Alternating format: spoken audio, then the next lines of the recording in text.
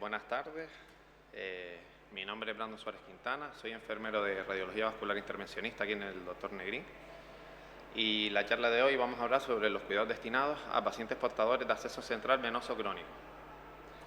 En primer lugar, vamos a decir que los catéteres venosos centrales son dispositivos vasculares hechos de material biocompatible, que esto quiere decir que todo el material del dispositivo pues, está hecho de tal forma para que no reaccione con nuestro cuerpo, o sea que nuestro cuerpo lo va a aceptar. De material radiopaco, esto quiere decir que a través de radiografías nosotros podremos observarlo dentro del paciente, y estéril, ya que está libre pues, de cualquier microorganismo. De hecho, los procedimientos cuando vayamos a poner estos catéteres se hacen de igual forma en un quirófano. ¿Para qué nos va a servir este tipo de catéter? Pues permite la administración de medicamentos tales como antibióticos, nutrición parenteral total, quimioterapia, etc. Además también nos va a servir para extracciones de sangre, monitoreo del paciente, transfusiones de hemoderivados, como podrían ser pues, concentrados de hematitis, plaquetas, y para tratamientos de aféresis y hemodiálisis. Podemos diferenciar dos tipos de catéter venoso central dependiendo de su abordaje. Si fuera de acceso central, sería de las venas centrales, como puede ser la yugular en el cuello, subclavia en la zona de la clavícula o pecho, y femoral en la zona inguinal. También podría ser pues a través de venas periféricas. Estas venas las encontramos en el brazo, pudiendo ser basílica, cefálica o braquial. Sí es verdad que todos estos dispositivos pues, van a terminar en una vena de gran grosor cerca del corazón, que se llama vena cava. Puede ser superior o inferior. Aquí en la imagen podemos observar el catéter de color blanco, y en la zona de la que acaba, pues ahí sería la vena cava superior. Ahora vamos a hablar sobre los catéteres que más utilizamos en el hospital. Los de abordaje central, como he estado comentando antes, pues encontramos el catéter venoso central tunelizado, que normalmente es de 2 luces y puede mantenerse durante años. Es el catéter que vemos en la imagen de la izquierda, que observamos las 2 luces, el catéter, cómo entra en la piel, y si nos fijamos en la cicatriz que aparece en el cuello, pues por ahí es donde entra el catéter en la vena. Como otro catéter central, pues tenemos el catéter venoso central con reservorio subcutáneo, o conocido como portacar, que es un catéter de una única luz y permite mantenerlo durante años. Como podemos ver en la imagen de la derecha, observamos que en la zona del pecho hay como una especie de bolsillo donde se introduce el puerto o reservorio, y al igual que el tunelizado, pasa el catéter por debajo de la piel, entrando en la vena, en este caso yugular, hacia vena cava superior, como estaba comentando. Además, en la imagen podemos observar la aguja con la que se va a realizar los tratamientos. Se pincha directamente en la piel, en el reservorio. En cuanto a los catéteres de inserción periférica, pues los que más solemos utilizar en el hospital, pues nos encontramos el PIC, que posee de 1 a 3 luces y con una duración, según el material del catéter, desde 6 meses hasta 1 año. Y lo podemos ver en la imagen de la izquierda. El PIC-POR sería de una única luz, y también es un catéter que posee una durabilidad de años, que lo podemos observar en la derecha, y es un catéter igual al reservorio subcutáneo visto anteriormente, pero en la venita del brazo. Y aquí vemos el bulto que es el puerto, y el enfermero como está pinchando el reservorio para poder poner el tratamiento. Hay que decir que estos tipos de catéteres, tanto los de disección periférica como centrales, aunque duren años o 6 meses, todo va a requerir, o va a permanecer en el paciente lo que éste requiera el tratamiento. El papel de enfermería va a ser de vital importancia, ya que debe cumplir con los requerimientos suficientes tanto para la instalación, mantenimiento, vigilancia y retirada de este tipo de accesos. Con los cuidados adecuados vamos a conseguir una duración y estado del catéter óptimo, consiguiendo así pues, el máximo potencial del catéter. De esta forma contribuiremos así a la mejora de la calidad de la atención a los pacientes. ¿Cuál es el principal riesgo de este tipo de catéteres?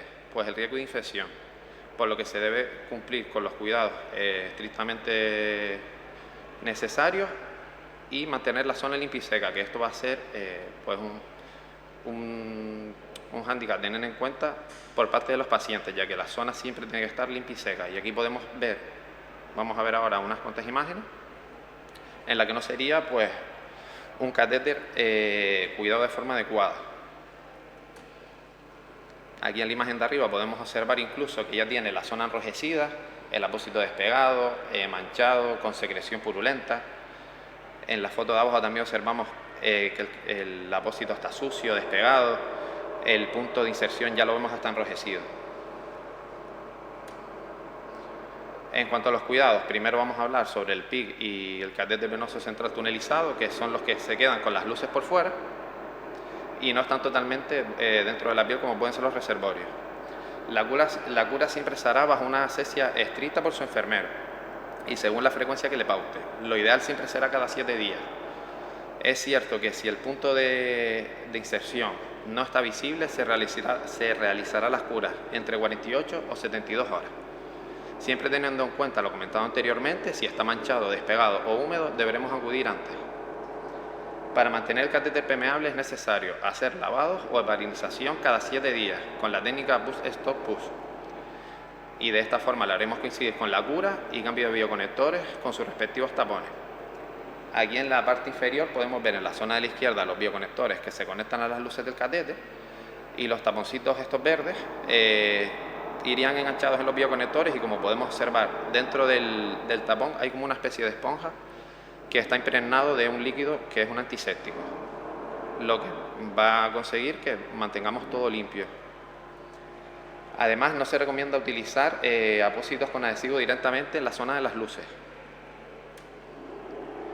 Se debe mantener una higiene diaria correcta y para ello también es necesario, pues para mantener el apósito seco, utilizar material impermeable para cuando nos vayamos a duchar.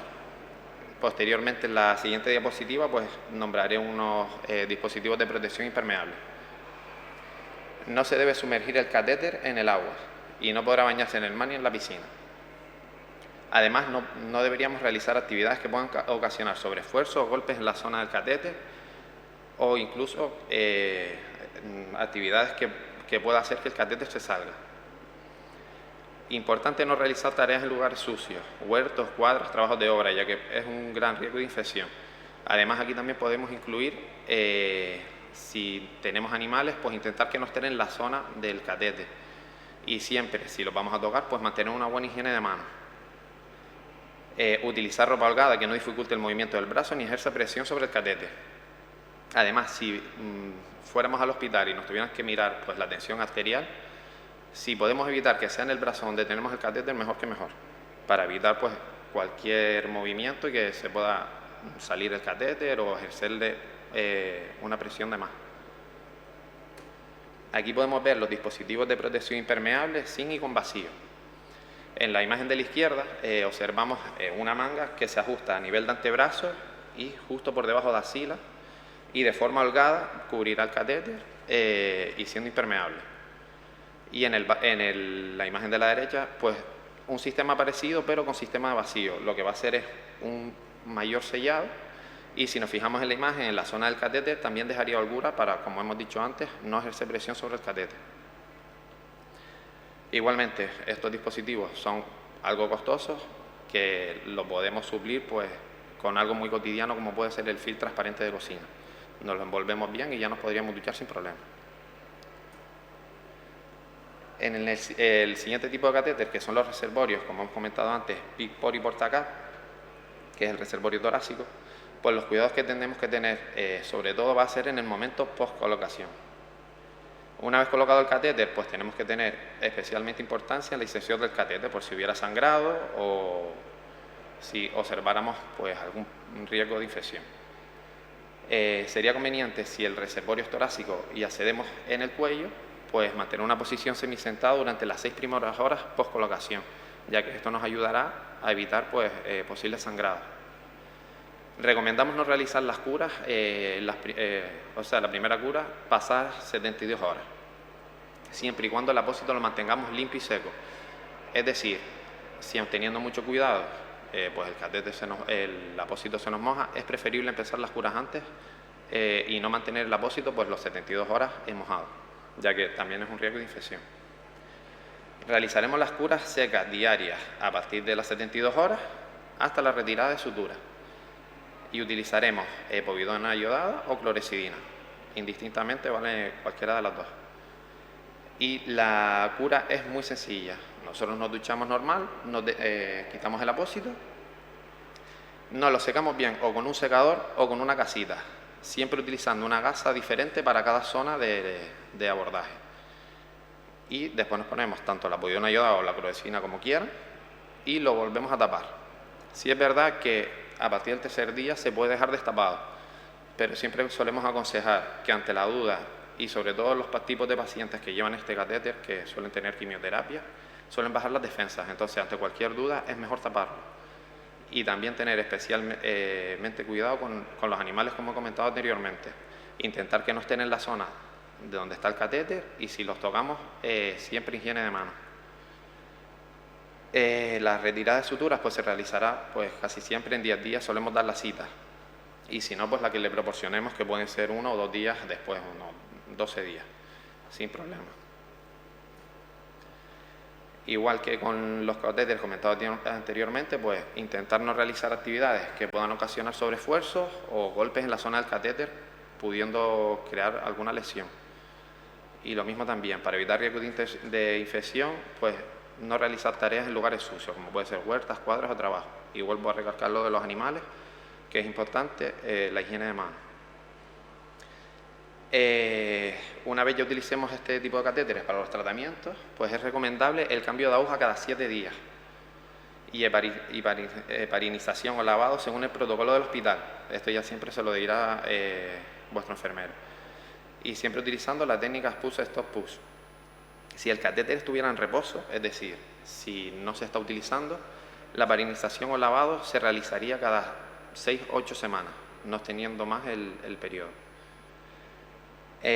Y como comentado anteriormente en el PICC también intentaremos evitar la toma de tensión en la extremidad donde esté el catéter para evitar presiones innecesarias, aumentando el riesgo de lesión y daño para el paciente. Es cierto que a veces los catéteres, por ejemplo en un catéter de mama, se le pone en la mama contraria. Pues si en ese caso pues tomaríamos la tensión con el mayor cuidado posible o buscaríamos otra zona donde poder tomar la tensión. Y por último, ¿cuándo contactar con nosotros? Al final, la primera barrera de cualquier problema del catéter van a ser los pacientes, entonces que de forma periódica revisemos la zona de acceso del catéter y el catéter pues no estaría de más, ¿vale? Si hubiera sangrado abundante o hematoma, pues deberían acudir a nosotros. Si es verdad que en el momento de colocación puede salir hematoma, que eso disminuye con el paso de los días. Hematoma nos referimos pues si saliera cuando ya lleva bastante tiempo con el catéter o un hematoma que dura mucho tiempo. Si la temperatura es superior o igual a 38 grados centígrados, con o sin escalofríos, también deberíamos acudir porque es uno de los indicativos de riesgo de infección. Si hubiera grietas o fugas en la línea del catéter, también sería conveniente que acudiera a nosotros para poder revisarlo y cambiarlo si probablemente va a hacer falta. Dolor, enrojecimiento, inflamación en la zona del catéter. También otro signo de infección a tener en cuenta. Y como hemos visto en la imagen que vimos al principio de los catéteres, mal cuidados, pues si hubieran secreciones, ¿vale? Puede ser secreciones pululentas o cualquier secreción que les cree duda, pues acudir a nosotros también para valorar. En caso de salida del catéter al exterior o parcial o total, porque te llevas un tirón o cualquier manipulación, si hubiera sangrado, utilizaríamos una gasa limpia, comprimiendo en la zona del abordaje hasta que cese el sangrado. Todo esto si lo hubiera. Importante, que nos hemos visto muchos casos, si se sale el catéter, no reintroducirlo nunca. Porque a poco que se salga el catéter, ya hay microorganismos que si tú vuelvas a introducir ya lo estamos metiendo en el cuerpo y probablemente vaya a crear una infección. Al igual que con los reservorios, si estás con una aguja y la aguja se sale, por favor, que también nos hemos visto casos, no pincharlos, ¿vale? Porque ahí ya aumentas muchísimo el riesgo de infección. Bueno, muchas gracias, espero haberles servido de ayuda y gracias por su atención.